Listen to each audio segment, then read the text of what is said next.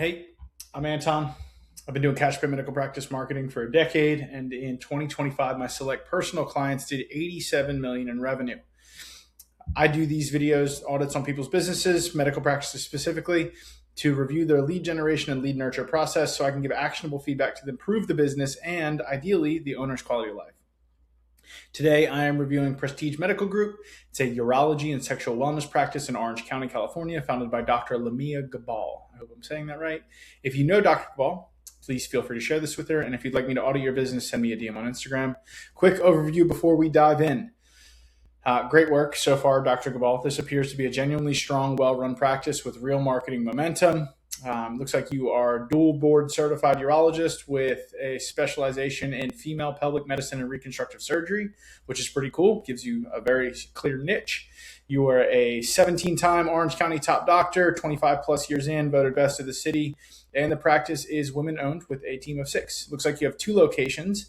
And unlike almost every clinic I audit, you actually do content. Nice job. You have a real blog that ranks. You've got 95 YouTube videos and an active Instagram. So today isn't about let's fix what's broken, although there might be some things in regards to the insurance side. It's you're already creating demand. Now let's stop leaking it, focus, and turn the volume up. So as always, I start with a secret shop of the website. So I will go in as a pretend patient and I will try and book an actual appointment. So I'm on the site here, first glance. Whoever built this site has it forced to fit to a certain size. It doesn't fit the full width. That is stupid, kind of amateur. Anyway, I'll go to request an appointment. And again, everything on the whole site is optimized to be this certain size. Is it mobile formatted? Hardly. So let's go here. I'm going to do Anton. That's me. I would be a new patient. What if I click existing? I wonder if it redirects somewhere. Let's do sexual wellness, and let's do Tustin. That seems to be your main location. Let's do Dr. Gabal and new patient P Long, let's say. All right, it is 11:15 a.m. Let's see what happens here. It redirects me to a page where I submit another form. Kind of strange. I'm just noticing that the phone numbers are the same here for both offices. So it looks like this is just kind of like a satellite where maybe you do med spa services or something. Don't know. We'll find out. So secret shop submitted. Quick overview on the strategic foundation and focus of the business. I've got a couple different ways that we grade these practices, 10 different categories. And this is the first one. So first thing I always look at is the foundation of the strategy and the focus of the business. So for a practice like this is like a pretty good cash pay model here. You've got recurring revenue baked in with hormones, weight loss, peptides, and memberships. And then you've got this insurance-based urology practice that should bring you in steady patients consistently and give you an opportunity to upsell them. I would just be curious on how consistent that is. The women-led female urologist angle is really cool. Most of your competitors can't tell that story. Many clinics around you are just med spas disguised as sexual wellness experts. From a quick glance here at your services and the clinical trial stuff and the supplements and new patient, the way that you've got this structured, I am thinking the opportunity with growing your business is going to be in terms of focusing. It feels like we're trying to create too many different front-end funnels and front doors to the business. I am guessing that we'll probably need to streamline things. But this is what you see with a lot of clinics because the reality is there's not a ton of really reputable, consistent marketing partners and business strategy partners for clinic owners that do what they say that they're going to do. So what happens is you end up getting these piecemeal things like the Prestige app. Repeat MD's got a great product, but their implementation and the results that all of their clients get is not as consistent as they would like it to be. You've got your doctor.com booking link kind of piecemealed. Why wouldn't that be here too? So you've got a couple different things, and that's pretty common where people get piecemealed marketing efforts, and even the site is just come on, you're better than this, guys. So the other big opportunity that I'm going to guess is happening is you accept insurance and cash. I imagine your staff's head is spinning, trying to share accurate information with patients, And I bet you want to get away from insurance if it isn't clear that insurance patients are becoming cash patients too. I'd be curious what data points you have on this, and if they upsell, what they do upsell to, how long it takes, at what percentage. But here's how I would think about your marketing. When it comes to like message, market, media, I always think about the message first. What can we do for people? What result can we get for them?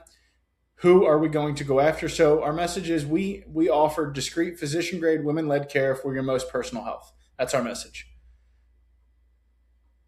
We do that on men's and women's side. And who's our market? Affluent Orange County, roughly 35 to 65 years old, who are researching men's and women's sexual health and wellness with weight loss is the universal front door. Most people, if they just lost some weight, their sexual wellness is going to improve, and you know that.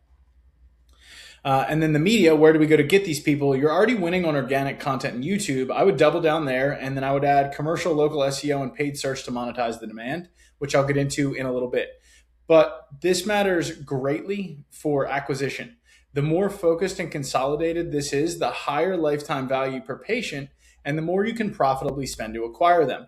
You can beat most of your competitors because you have a very strong value ladder. And in theory, your patients could be worth 15 grand plus to the practice over a few years. You could probably spend close to $1,000 to bring in your ideal patient, knowing how much they will spend with you over time. This is wonderful for you, which means you can afford to outspend and outmarket your competition. For a bit of context when it comes to competition, I'm not going to go too far into this because you are positioned as a true expert in sexual wellness, and the other clinics around you, I found a few urologists, but I mainly found med spas. One in Irvine, one in Newport, another one in Newport. And on the men's side, I found a couple franchises, but your like moat that makes you specifically different is that you're a dual board certified 17-time top doctor, female urologist, women-owned positioning, surgical capability, plus the full cash pay menu under one roof. You don't really have much competition when it comes to like services that you can offer and how good you are at what you do.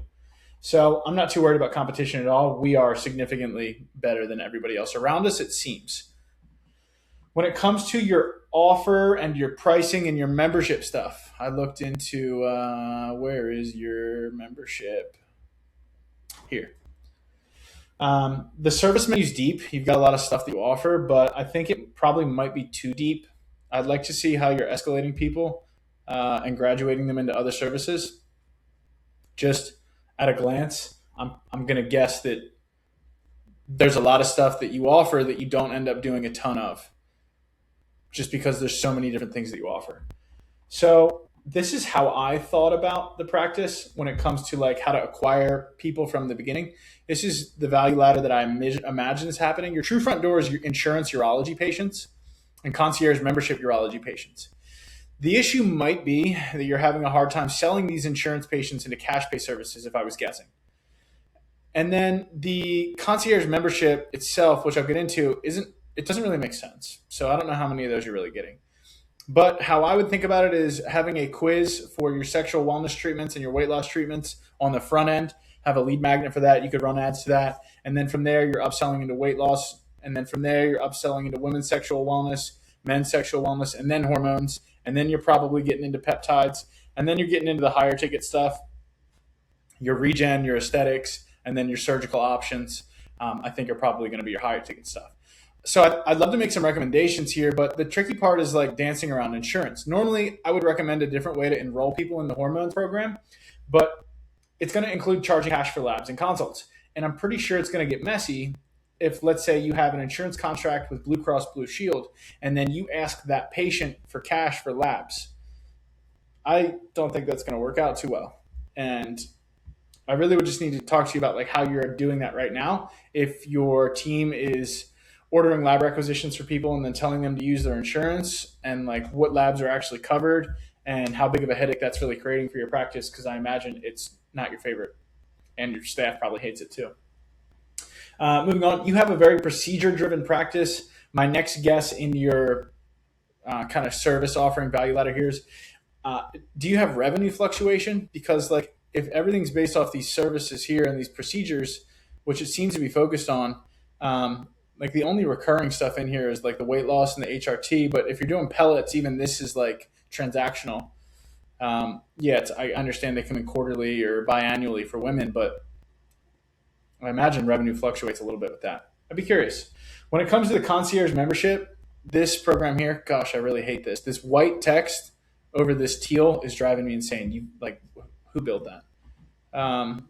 These don't really make too much sense. For example, initial consult, $600, you get an hour. Ideal for second opinions. That's cool. I love that you can get that if you are charging $600 for initial. That's awesome.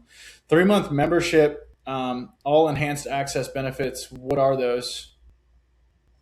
Same day, next day scheduling. That, because your insurance, that's probably a huge thing. If an insurance patient has to wait 90 days, I would probably pay just for that. 24/7 dedicated phone and text line is pretty crazy. I don't know if that's real. If you have VAs operating that or something. 10% discount on electives. Patients don't know what that means. Elective what? 10% discount on what is what I would say. Yeah, I would bet you're not enrolling too many people in this. I would change how this is structured. I would include your follow-up consults. I would include cost of medications if any patients are on them. Because here's what happens is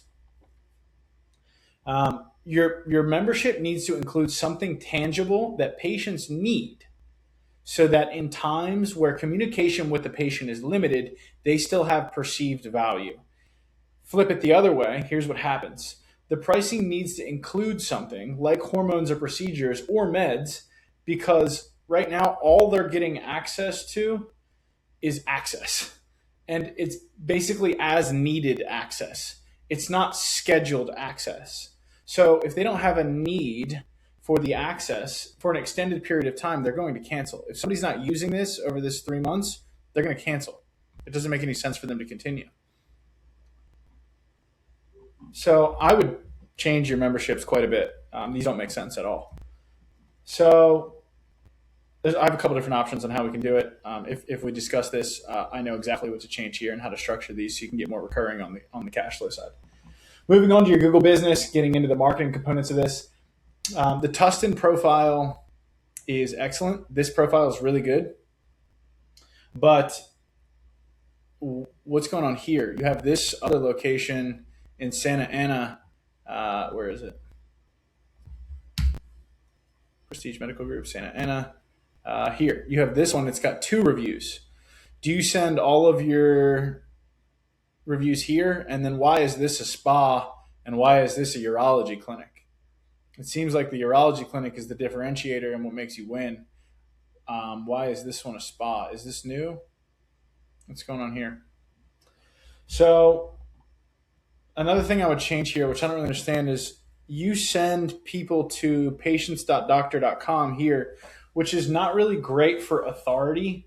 It doesn't really make sense at all. You send patients here. Like Google My Business sees this and they're like, all right, they're associated with patients.doctor.com. Yeah, what is this? Let's see. Initial 9. There's no way you have availability tomorrow. No. There's no way this works. This is crazy. Are patients filling this out?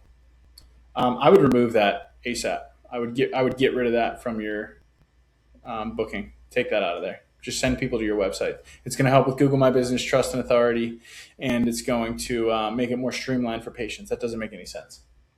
If you want patients to use that booking widget, put that widget on your website on a page. Don't send patients to another website. It's bad for authority, bad for SEO, and it doesn't really make your patients feel secure. Moving on to the website, the key thing here is, can the website capture leads? And the answer is yes, but why don't you allow patients to self-schedule? Are you limited by the tools that you have? It seems like you've been here for a while. You've probably got a lot of existing patients. You should definitely at least allow your insurance patients to self-schedule. That's got to be a nightmare for your staff to deal with. The form is, you could definitely get more information on a patient through this form. You probably have plenty of demand. You can add friction here for sure. When it comes to the website itself, the big things that I want to know are, is the website easy to operate on mobile, which it generally is. I've scrolled around on it quite a bit. Do you have a phone number in the header? No. I would add a phone number on the header on mobile version so you can call. I understand you've got them down here in the footer where it looks like you can call here, which is better than not having it in the header, but that would be a little bit hard to find. Yeah, the color scheme's killing me. Why is this white on teal? It's incredibly difficult to read. Yeah. Moving on to SEO. The site is crawlable by AI, and then your written content strategy seems to be producing pretty well. My only curiosity is these are pretty good. These are all your blogs. You're doing pretty well. You're getting a good amount of traffic here. It's just national traffic, which isn't bad because it works locally as well. If you rank nationally, you rank locally. So your blog strategy is pretty good, but where's the overview here? I want to know what happened. You were doing really well in October of last year, and then your traffic fell off quite a bit, and now it's making a jump back up in June. So I was just be curious, like what happened? Because this was great. Is it the same people doing your stuff that were doing it before? Because it's not great. Like you're down a lot. I can't even do the math. 600% or something like that. Curious what's going on there. But the blogs on the site are pretty good. I was looking at the blogs on the site themselves. They are pretty good. I just would be curious to know what happened with your traffic. Spanish, interesting. You must be getting some Spanish patients from that inland area. His and hers transformation packages. Yeah, these look pretty good. I'd be curious to know what you're doing with this right now. Like that campaign I sent you. So moving on, paid ads. SEO wise, I think your action item is probably just figure out why your traffic fell off and then restore whatever pages were previously getting that traffic. When it comes to paid ads, I didn't see any paid ads on Google. This is a huge missed opportunity. You are helping men with their self-confidence, size, girth, length. That's a Google search thing. Like there are hundreds of thousands of men who want the result that you can get for them and don't know where to go to get it because nobody really wants to talk about it, but you offer that service. So we definitely should be running Google ads because guys are looking for it. And I looked on Meta. It looks like you're running this sexual wellness campaign for men, P-Long. Looks like you've been running this since August. I don't know if that's performing. I'd be curious. Maybe it is if you've been running that long. And then here's a new one, non-surgical option.